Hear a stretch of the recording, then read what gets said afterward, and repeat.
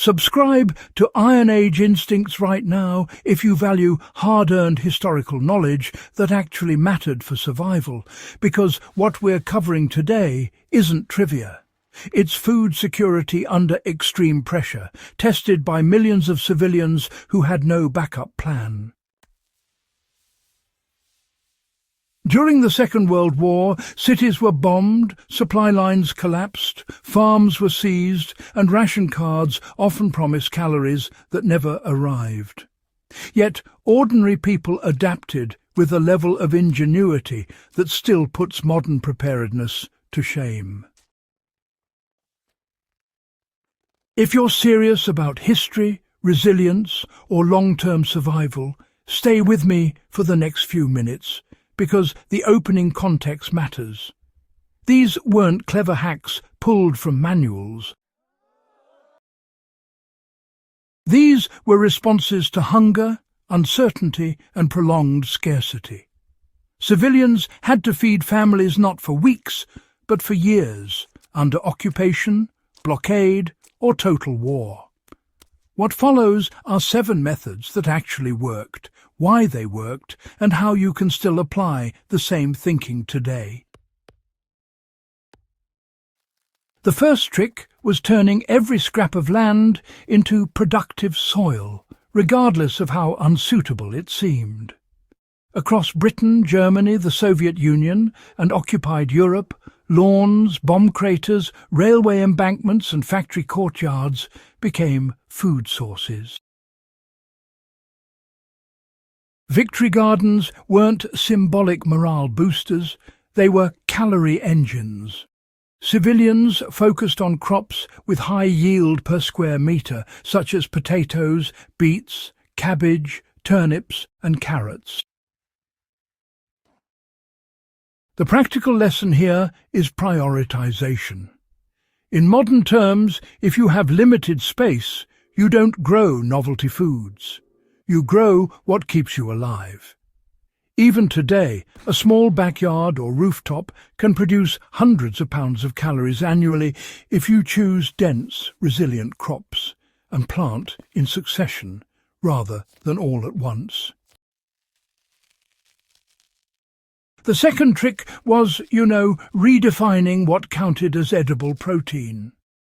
Meat vanished quickly during the war, but civilians adapted by expanding their protein sources rather than just waiting for rations.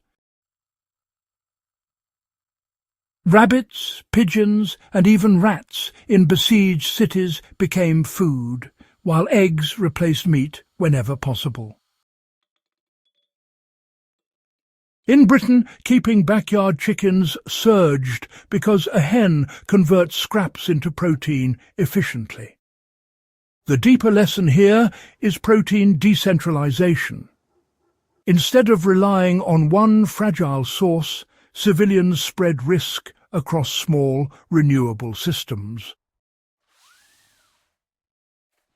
The third trick was mastering preservation to stretch seasonal abundance across the entire year.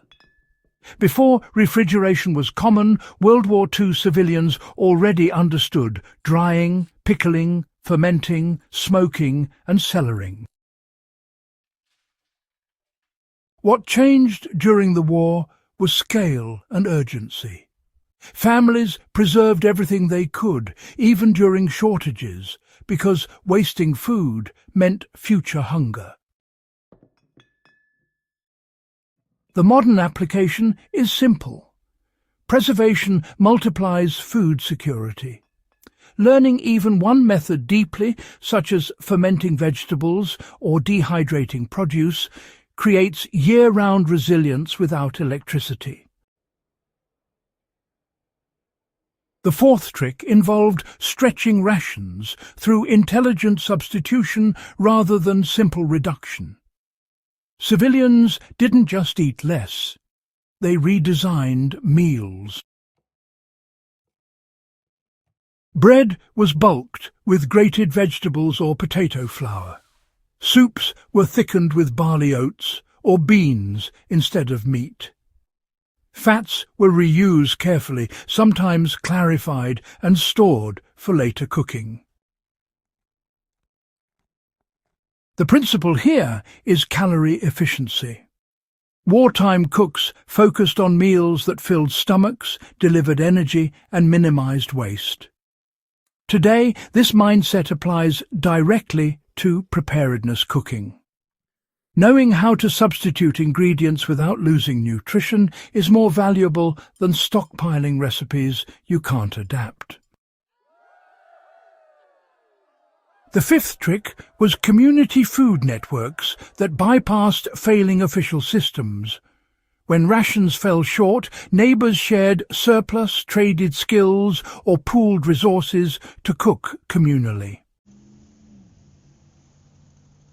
In occupied territories, informal markets and barter systems kept people alive when official channels collapsed. A sack of potatoes could be traded for clothing repairs or firewood. This wasn't charity, it was mutual survival. The lesson for modern times is clear. Isolation is fragile. Food security improves dramatically when knowledge, labour and resources circulate within trusted networks rather than being hoarded individually. The sixth trick was salvaging overlooked nutrition from waste streams. Nothing was thrown away casually.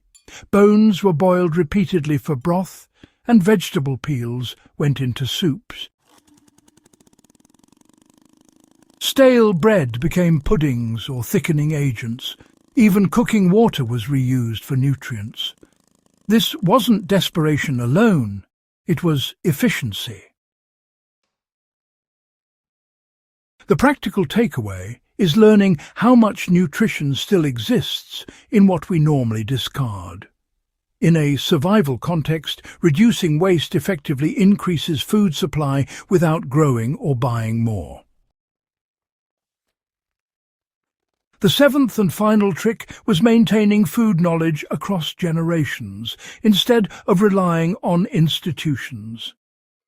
Children learned how to grow, cook, preserve, and ration food as part of daily life. Skills weren't optional hobbies. They were survival literacy. This knowledge allowed civilians to adapt quickly as conditions changed. For modern viewers, this is perhaps the most important lesson. Tools break, systems fail, but skills compound.